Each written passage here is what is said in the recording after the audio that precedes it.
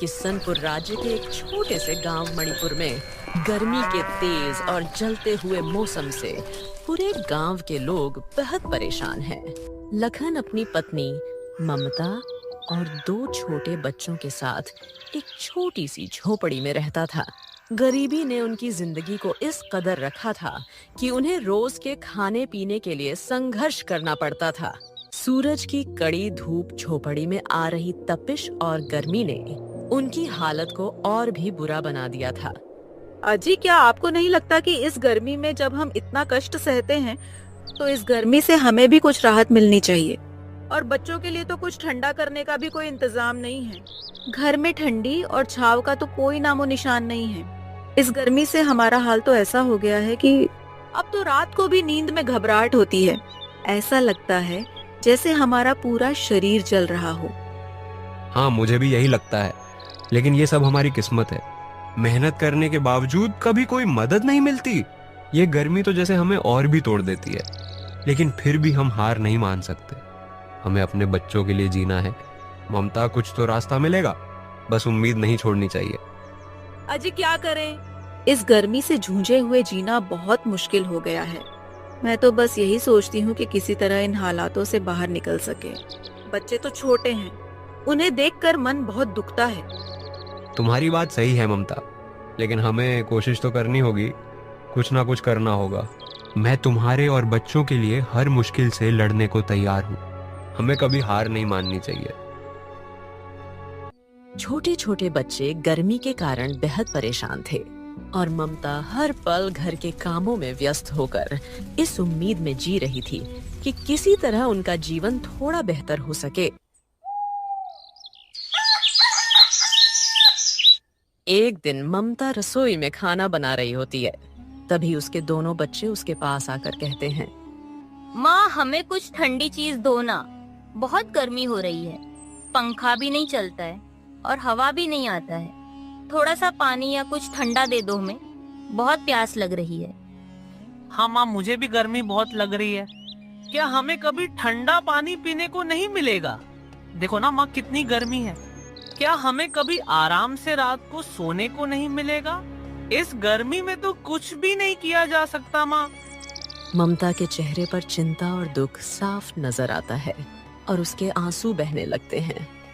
माँ, तुम क्यों रो रही हो? क्या हमारी बात का बुरा लग रहा है? हमें तो बस थोड़ी सी ठंडी हवा चाहिए, बस इस गर्मी से थोड़ी सी राहत चाहिए। माँ, तुम तो हमेशा हमारे लिए बहुत कुछ करती हो। हमें पता है कि तुम हमारे लिए सब कुछ करना चाहती हो। माँ, आप बस थोड़ा सा पानी और एक ठंडी हवा की थपकी दे दो ताकि हमें भी राहत मिले। बच्चों, मुझे बहुत दुख है कि मैं तुम्हारी मदद नहीं कर पा रही हूँ। इस समय मेरे पास तुम्हारे लिए कुछ भी ठंडा देने का सामर्थ्य नहीं है।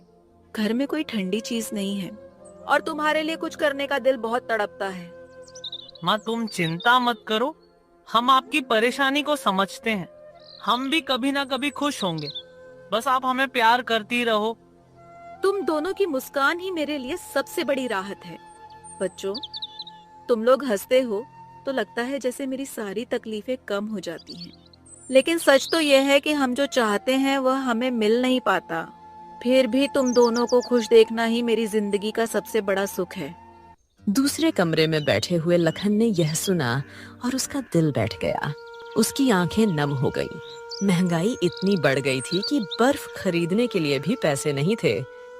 कैसा बाप हूँ मैं, अपने ही बच्चों की छोटी सी ख्वाहिश पूरी नहीं कर सकता। 2 घूंट ठंडा पानी भी नहीं दे सकता। क्या इन्हीं हाथों से मैं अपने परिवार का सहारा बनने चला था? इतनी मेहनत करता हूँ, फिर भी घर में कभी जरूरतें पूरी नहीं होती। ये गर्मी तो जैसे मेरे हालात का भी मजाक उड़ा रही है। हे भगवान, क्या गरीब का नसीब कभी बदलता है क्या? मेरे बच्चों को भी मेरी तरह यही गरीबी और बेबसी झेलनी पड़ेगी क्या? मेरी मेहनत कभी हमारे घर में ठंडक ला पाएगी? लखन अपनी बेबसी में डूबा सोच ही रहा था कि अचानक उसकी झोपड़ी की सूखी घास से बनी छत आग की लपटों में घिर गई। तपती गर्मी ने जैसे उसके आखिरी आसरे को भी जलाने की साजिश कर दी हो। ममता और लखन अपने दोनों बच्चों को लेकर घर के बाहर आ जाते हैं। कुछ ही देर में उनका घर जलकर राख हो जाता है। हे भगवान, ये क्या हो गया? अब क्या करेंगे? अब हम कहाँ रहेंगे? क्या कर सकता हूँ ममता? यह घर ही तो था जो हमें धूप और बारिश से बचाता था, पर अब वह भी चला गया। लेकिन हमारे बच्चे कहाँ रहेंगे अब? घर जल सकता है, लेकिन मेरा हौसला नहीं। मैं फिर से मेहनत करूंगा, फिर से अपने बच्चों के लिए छत बनाऊंगा। हम राख से भी नया आशियाना खड़ा कर लेंगे ममता। दिन भर लखन गांव में इधर उधर भटकता रहा। एक दुकान पर एक छोटा सा काम मिलता है, जिसके बदले लखन को मात्र 50 रुपए मिलते हैं। लखन 50 रुपए लेकर अपने परिवार के लिए नाश्ता लेकर आता है। अजी क्या हुआ? कोई काम मिला क्या? बच्चे दिन भर भूख और गर्मी से परेशान हैं। हाँ ममता, दिन भर काम ढूंढने के बाद एक आदमी ने मुझ पर तरस खाकर मुझसे कुछ बोरियां उठवाई और बदले में मुझे 25 रुपए दिए, जिससे मैं यह नाश्ता लेकर आया हूँ। तुम ये बच्चों को खिला दो, कल मैं फिर जाऊंगा और कुछ ना कुछ काम ढूंढ लूंगा। जैसे तैसे उन लोगों ने रात एक पेड़ के नीचे काटी।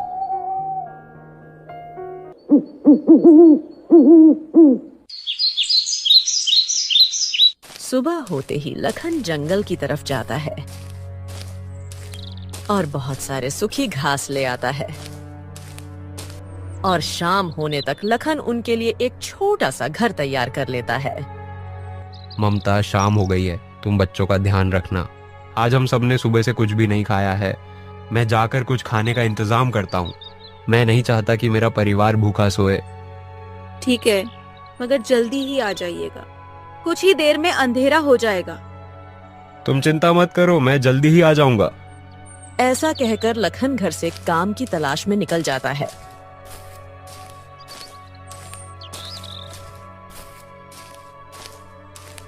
तभी रास्ते में उसका पुराना दोस्त हरीश उसे मिलता है। अरे लखन भाई, बहुत दिनों बाद नजर आए। क्या बात है, परेशान लग रहे हो? क्या बताऊं हरीश भाई, पहले तो बच्चे गर्मी से परेशान थे, फिर उसके बाद सूखी घास की बनी होने के कारण हमारे घर की छत भी जल गई। इतनी तपती धूप में अपनी पत्नी और बच्चों को लेकर पूरा एक दिन और पूरी एक रात मैंने एक पेड़ के नीचे काटी है। आज सुबह से ही जंगल से सूखी घास लाकर झोपड़ी बनाने में लगा हुआ था, इसीलिए सुबह से मेरा परिवार भूखा है। अभी मैं काम ढूंढने निकला हूँ ताकि अपने परिवार का पेट भर सकूं। अरे भाई, अगर तुम्हारे घर की हालत इतनी खराब है तो मैं तुम्हें एक जगह काम दिला सकता हूँ। हाँ भाई, क्यों नहीं। अपने परिवार के लिए मैं कुछ भी काम करने को तैयार हूँ। फिर हरीश लखन को एक सेठ के पास लेकर जाता है।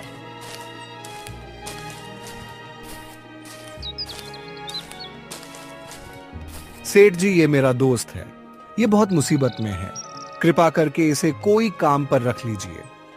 मेरे पास अभी सिर्फ मेरे खेतों का काम बचा है। एक और बात, खेतों में काम करने के लिए मेरे पास बैल नहीं है। मेरे दोनों बैल बीमार हैं। अगर तुम्हारे पास बैल है तो कल से खेत पर काम करने आ जाना। और हाँ, क्या तुम इतनी धूप में हल चला पाओगे? सेठ जी, मेरे पास बैल तो नहीं है, लेकिन आप चिंता मत कीजिए, मैं कल से ही आपके खेत को जोतना शुरू कर दूंगा। लेकिन तुम अकेले सारा काम कैसे करोगे? तुम्हें पता है ना कितनी चिलचिलाती धूप होती है। इतनी गर्मी में तुम काम कैसे कर पाओगे? सेठ जी, मैं अपने परिवार के लिए कुछ भी कर सकता हूँ, आप मेरी चिंता मत कीजिए। आपके खेतों में मैं हल चला लूंगा।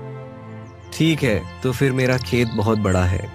इतनी गर्मी में तुम ज्यादा से ज्यादा 4-5 घंटे ही काम कर पाओगे, इसलिए मैं तुम्हें सिर्फ 100 रुपए दूंगा। सेठ जी, इतनी चिलचिलाती धूप में आपको तो पता है ना कितनी लू चलती है, और आप मुझे सिर्फ 100 रुपए ही देंगे। सेठ जी, ये तो बहुत कम है। देखो, तुम्हें काम करना है तो करो, वरना मैं ये काम किसी और से करवा लूंगा। नहीं नहीं सेठ जी, मैं ये काम करके अपने बच्चों को अच्छी जिंदगी देना चाहता हूँ, ताकि कम से कम गर्मी में थोड़ी ठंडक पा सके। आप चिंता मत कीजिए, मैं आपका काम करूंगा। ठीक है, तो फिर जाओ और कल से समय से काम पर आ जाना। इसके बाद हरीश और लखन दोनों सेठ के घर के बाहर आ जाते हैं। भाई, तुम्हारा बहुत बहुत धन्यवाद। आज तुम्हारे वजह से मुझे काम मिल गया, नहीं तो मुझे तो कहीं काम ही नहीं मिल रहा था। क्या तुम मेरी एक मदद और कर दोगे? हाँ हाँ लखन, बोलो, तुम्हें और किस बात की परेशानी है?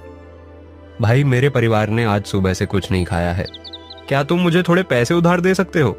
कल सेठ मुझे जैसे ही पैसे दे देंगे मैं तुम्हें तुम्हारे पैसे लौटा दूंगा। अरे भाई, तो इसमें घबराने वाली क्या बात है? ले लो तुम पैसे। अब मैं घर चलता हूँ, शाम भी हो चुकी है। अब तुम भी खाने का सामान लेकर अपने घर चले जाओ। फिर हरीश अपने घर चला जाता है। लखन भी खाने का सामान लेकर अपने घर चला जाता है।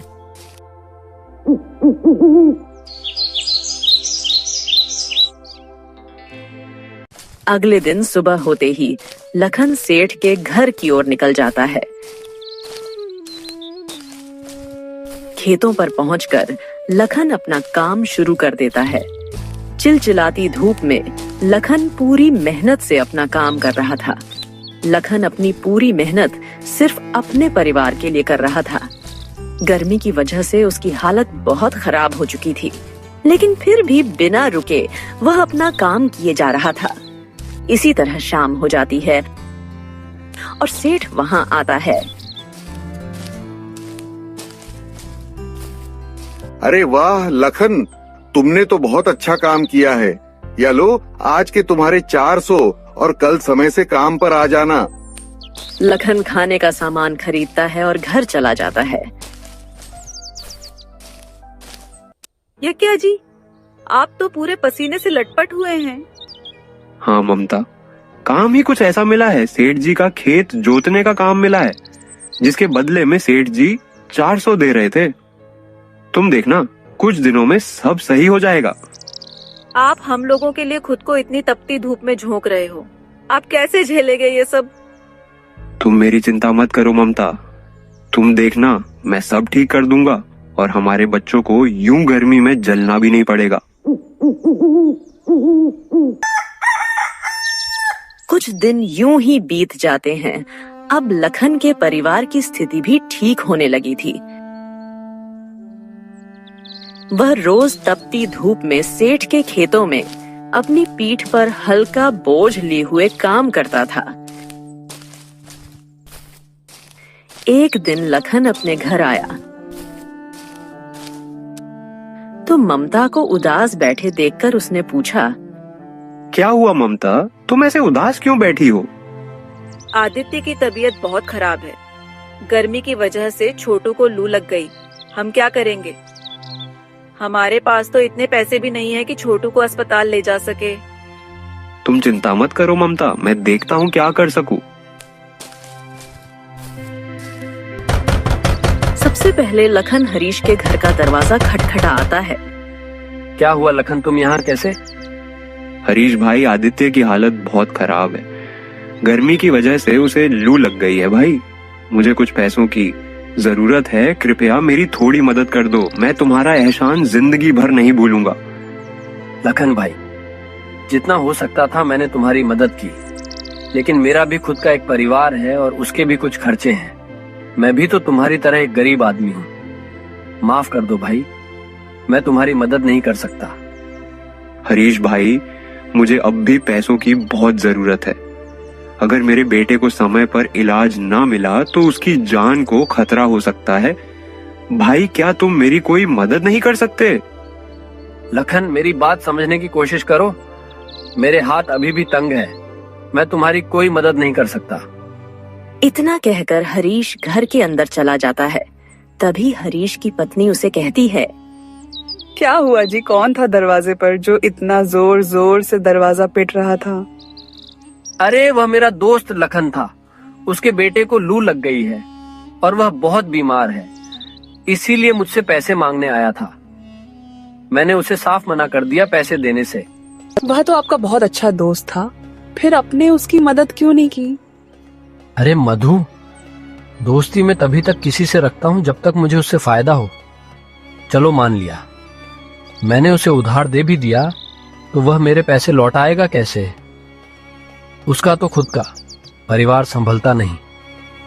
अभी कुछ दिन पहले ही मुझसे पैसे लिए थे, वह अभी तक नहीं लौट आया। मुझे मैं कोई दानवीर नहीं हूं जो अपने पैसे दान करता चलूं।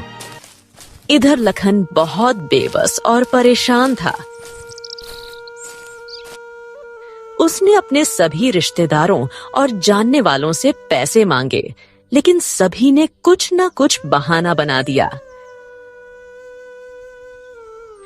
छोटू की तबीयत भी और खराब होती जा रही थी। हार मानकर लखन गांव के मुखिया के घर मदद मांगने जाता है। मुखिया जी, मेरा बेटा बहुत बीमार है। उसे लू लग गई है और उसका इलाज जरूरी है, लेकिन मेरे पास पैसे नहीं हैं जिससे मैं अपने बेटे का इलाज करा सकूं। मैंने अपने सभी रिश्तेदारों और जानने वालों से पैसे मांगे, लेकिन सभी ने कुछ ना कुछ बहाना बना दिया। अब एक आप ही से उम्मीद है। लखन, मुझे तुम्हारी बात सुनकर बहुत बुरा लगा।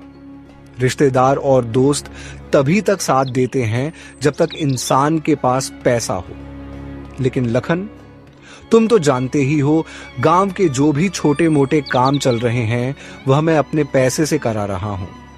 अभी खुद मेरे ऊपर दुनिया भर का कर्ज हो रहा है। मैं तुम्हारी कोई मदद नहीं कर सकता। लखन, अभी मेरे हाथ भी तंग है। तुम किसी और से मदद क्यों नहीं मांगते? मुझे उम्मीद है कोई और तुम्हारी मदद जरूर करेगा। कोई बात नहीं मुखिया जी, जब अपनों ने साथ नहीं दिया तो दूसरों से क्या उम्मीद रखा जा सकता है भला? अब तो वही होगा जो ईश्वर की मर्जी। इतना कहकर लखन मुखिया के घर से निकल जाता है। आज सबने साबित कर दिया कि कोई किसी का अपना नहीं होगा। बुरे वक्त में कोई साथ नहीं देता।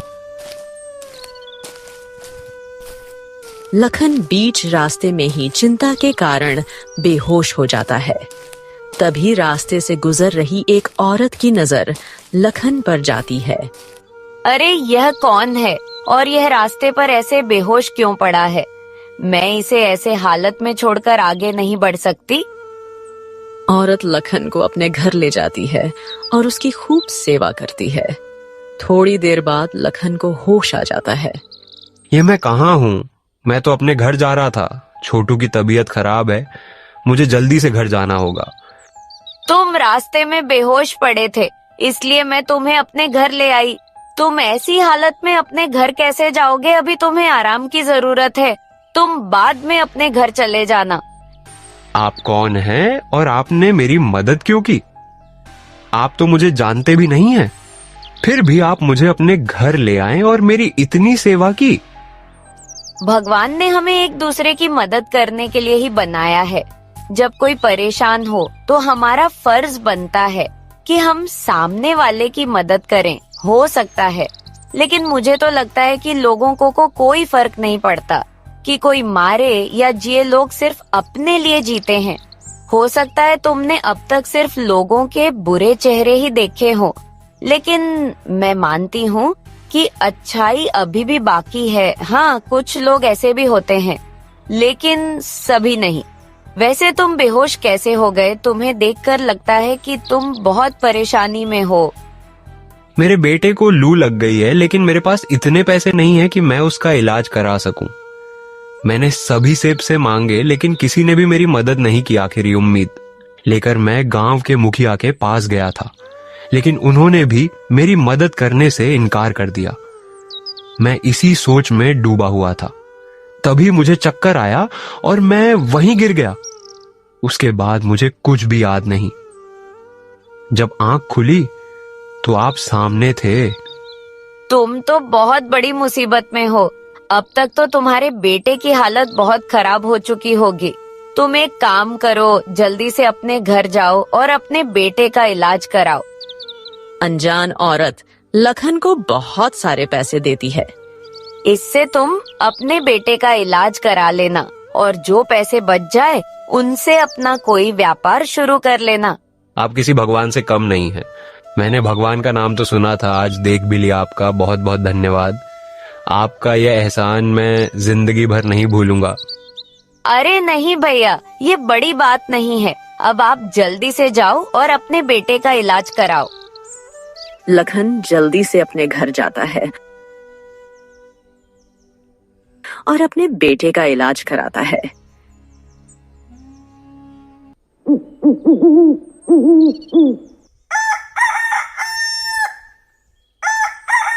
कुछ दिनों में आदित्य बिल्कुल ठीक हो जाता है। एक दिन ममता लखन से पूछती है, अजी, आपने बताया नहीं, हमारे छोटू के इलाज के लिए आप पैसे कहाँ से लाए थे? ममता, ये पैसे मुझे एक अनजान औरत ने दिए थे। वह एक बहुत अच्छी औरत थी। उसने मुझे पैसे दिए थे और कहा था कि छोटू का इलाज इन पैसों से करा लूं और बचे हुए पैसे से कोई व्यापार शुरू कर लूं। सच में वह औरत किसी भगवान से कम नहीं थी। अजी, अभी तो हमारे पास बहुत पैसे बचे हैं, क्यों ना हम उन पैसों से कोई कारोबार शुरू कर ले। तुम्हारी बात तो सही है ममता, लेकिन हम करेंगे क्या?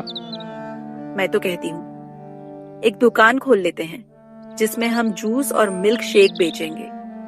गर्मी के दिनों में लोग ठंडी जूस का मजा ज्यादा लेंगे और मैं तो स्वादिष्ट जूस बना लेती हूँ। हमें एक बार कोशिश जरूर करनी चाहिए। तुम ठीक कह रही हो ममता। गर्मी में हर कोई ठंडा ठंडा शरबत पीना चाहता है। मैं अभी बाजार से सामान ले आता हूँ। हम कल से ही अपना काम शुरू कर देंगे। लखन बाजार जाकर जूस का सारा सामान घर ले आता है।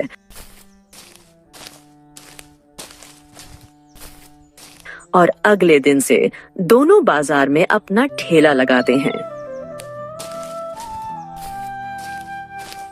अरे लखन भैया, शरबत का कारोबार शुरू कर दिया क्या?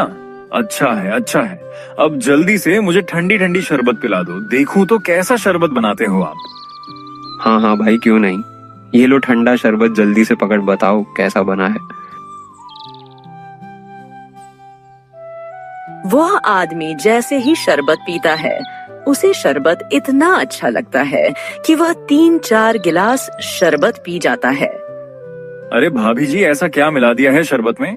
कितना स्वादिष्ट है ये शरबत। प्यास तो बुझ गई, लेकिन मन नहीं भर रहा। लगता है बस पिता ही जाऊं। ऐसे ही लखन की दुकान पर भीड़ पड़ती है और आज उसकी कमाई बहुत अच्छी हो चुकी थी।